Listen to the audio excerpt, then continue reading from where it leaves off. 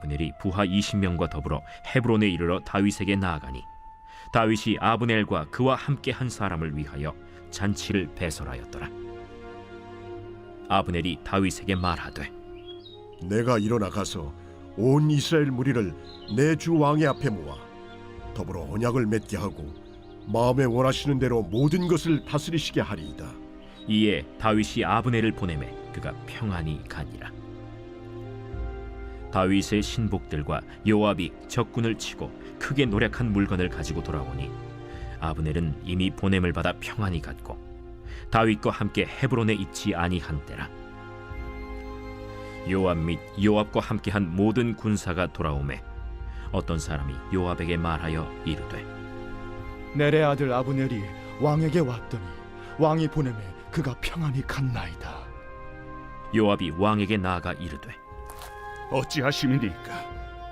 아브넬이 왕에게 나왔거늘 어찌하여 그를 보내 잘가게 하셨나이까? 왕도 아시려니와 넬의 아들 아브넬이 온 것은 왕을 속입니다. 그가 왕이 출입하는 것을 알고 왕이 하시는 모든 것을 알려 함이니이다. 요압이 다윗에게서 나와 전령들을 보내 아브넬을 쫓아가게 하였더니 시라 우물가에서 그를 데리고 돌아왔으나 다윗은 알지 못하였더라.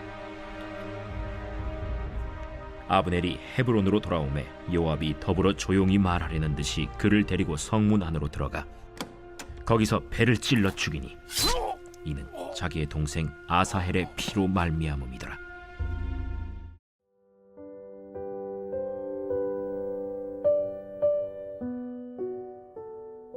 사울이 죽은 뒤 이스라엘이 둘로 나눠지는 이야기가 오늘 본문 바로 전장인 2장에서 등장합니다.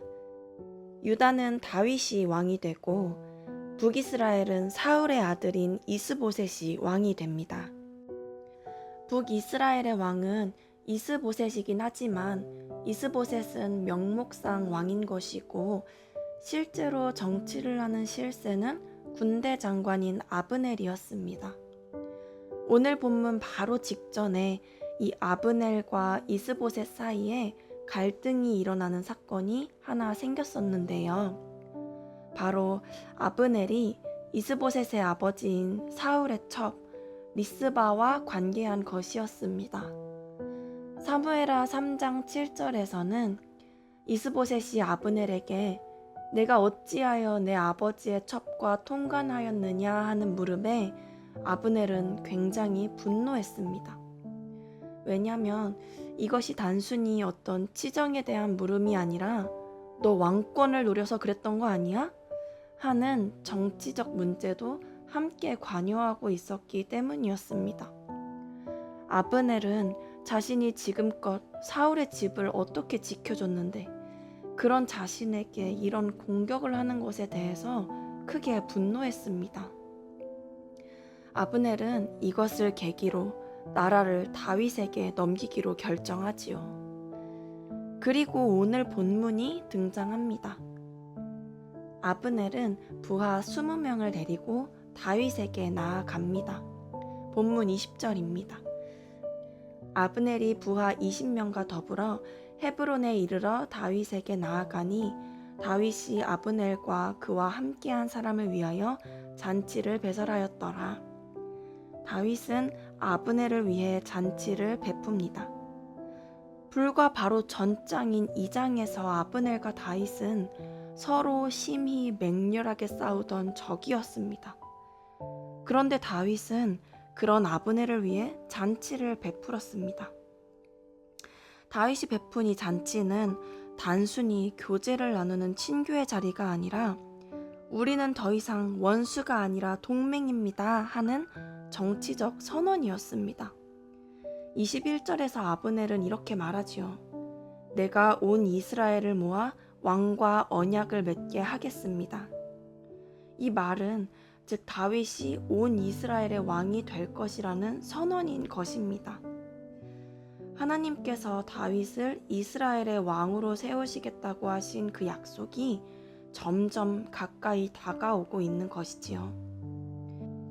다윗은 이제 아브넬을 보내주고 아브넬은 평안히 돌아갑니다. 그런데 그때 다윗의 군대 장관인 요압이 돌아와 아브넬이 다윗에게 왔다가 평안히 돌아갔다는 소식을 듣게 되었습니다. 요압은 다윗이 아브넬을 그냥 보낸 것에 대해 분노했습니다. 이전 전쟁에서 아브넬이 요압의 동생 아사헬을 죽인 일이 있었는데요. 아브넬은 요압에게 정치적인 적이기도 하지만 개인적인 원한도 있었던 것이었습니다. 요압이 다윗에게 따져 물을 때는 정치적인 이유들을 들어가며 이야기했지만 실은 요압의 그 마음의 중심에는 개인적인 복수심이 자리 잡혀 있었습니다.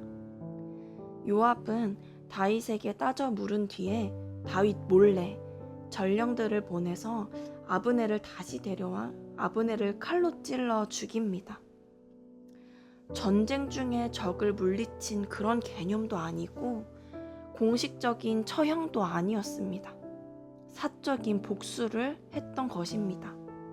성경에서도 이것을 분명히 이야기하죠. 본문 27절 하반부입니다. 그를 데리고 성문 안으로 들어가 거기서 배를 찔러 죽이니 이는 자기의 동생 아사헬의 피로 말미암음이더라. 오늘 본문에서는 다윗 또한 아브넬을 쉽게 믿고 그냥 돌려보내주며 안일하게 행동하는 모습으로 왕으로서는 부족한 모습, 하나님 앞에서 깨어있지 못한 모습들을 보여주기도 합니다. 그래서 결국에는 자신의 부하가 일을 벌이고 있음에도 알지 못하고 일이 벌어진 다음에야 수습하지요. 다윗 또한 부족한 모습이 있기도 했지만 아브넬을 죽인 일에 대해서만큼은 완전히 선을 그었습니다. 내일 큐티에 등장하는 장면인데요. 심지어 요압을 향해서 마치 저주와도 같은 말들을 하지요. 그래도 요압은 자신의 부하인데, 그리고 앞뒤 상황 따져보면 요압의 분노는 정당하잖아요. 살인은 분명 잘못된 일이긴 하지만 내 동생을 죽인 원수가 눈앞에 있는데 어떻게 분노하지 않을 수 있겠어요. 그런 부하의 심정을 헤아려 줄 수도 있는데 다윗은, 그리고 성경은 그러지 않았습니다. 왜냐하면 이 사건은 하나님의 뜻을 방해한 하나님의 마음을 알지 못했던 행동이었기 때문입니다. 아브넬은 비록 적이었던 인물이긴 했지만 다윗이 이스라엘의 왕이 되는 일에 사용되어지는 통로이기도 했습니다. 오늘 본문 바로 직전인 17절에서부터 살펴보면 아브넬은 장로들과 베냐민 지파를 직접 설득하고 다윗에게 정치적 통합을 약속합니다. 나눠져 있는 이스라엘을 통일시키는 일에 실제 실행자 역할을 하고 있었던 것입니다. 아브넬은 북이스라엘의 지도층을 다윗에게 붙여주는 핵심 인물이었습니다. 사무엘하 3장 38절에서도 다윗은 아브넬을 큰 인물이라 인정하고 평가하지요. 요압은 자신의 감정이 앞서서 하나님의 뜻은 보이지 않았습니다. 왕인 다윗과도 상의하지 않고 혼자 독단적으로 움직여 일을 진행시켰습니다. 요압은 능력 있는 군대 장관이었고 실력도 있고 이 나라에 충성했지요. 그러나 하나님을 경외하지는 않았습니다.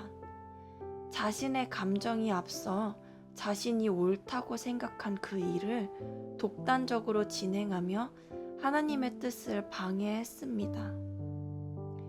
오늘의 말씀을 묵상하며 우리의 모습을 점검하기를 소망합니다. 내 감정이 앞서서 하나님이 보이지 않고 내가 옳다고 생각한 그 판단으로 하나님의 뜻이 아닌 그 일을 행하고 있지는 않은지, 하나님보다 앞서 행하면서 하나님의 일을 방해하고 있지는 않은지, 내 상처와 자존심 때문에 칼을 들고 있지는 않은지 우리 점검해 보기를 소망합니다. 우리가 살아가며 나에게 상처를 주고 나를 분노하게 만드는 일들이나 사람들을 겪게 됩니다. 분노가 불일 듯이 일어나 내 감정대로 하고 싶을 때도 있지요. 그러나 심판은 하나님께서 하실 일이지 우리의 몫이 아닙니다. 우리가 해야 하는 것은 상처와 아픔, 분노까지도 다 모든 것을 하나님 앞에 가져가 하나님 앞에서 싸워내는 것이지 하나님보다 앞서 행하는 것이 아닙니다. 요압은 그것을 하지 못했던 것입니다. 하나님 앞으로 가져가지 못했습니다. 우리에게는 살아내야 하는 삶이 있습니다. 바로 성도의 삶이죠. 살아가며 참 말도 못할 만큼 억울하고 속상하고 또 화도 나고 아픈 일들도 많지만 그 모든 것을 하나님께로 가져가 하나님 앞에서 싸워내는 성도의 삶을 포기하지 않으시기를 축복합니다. 모든 것을 하나님께로 가져가며 하나님이 하실 일을 기대하고 소망하며 그렇게 하나님 앞에서 살아내시기를 축복합니다. 그런 오늘의 시간이 되시기를 진심으로 축복합니다. 기도하겠습니다. 사랑의 하나님, 우리에게 주어진 모든 시간 속에서 언제나 주님보다 앞서지 않기를 소망합니다. 나의 감정으로 인해 또 나의 판단으로 인해 하나님의 일을 방해하는 자가 되지 않기를 소망합니다. 모든 것을 주님 앞으로 가지고 나아가 주님 앞에서 싸워내고 주님 앞에서 살아내는 겸손한 주의 자녀로 살아가게 하여 주시옵소서. 우리의 삶을 통하여 하나님께서 하실 일을 기대하며 오늘 하루도 주님께 맡겨드립니다. 우리의 삶을 통하여 주님 홀로 영광 받아 주시옵소서. 이 모든 말씀 예수 그리스도의 이름으로 기도드립니다. 아멘.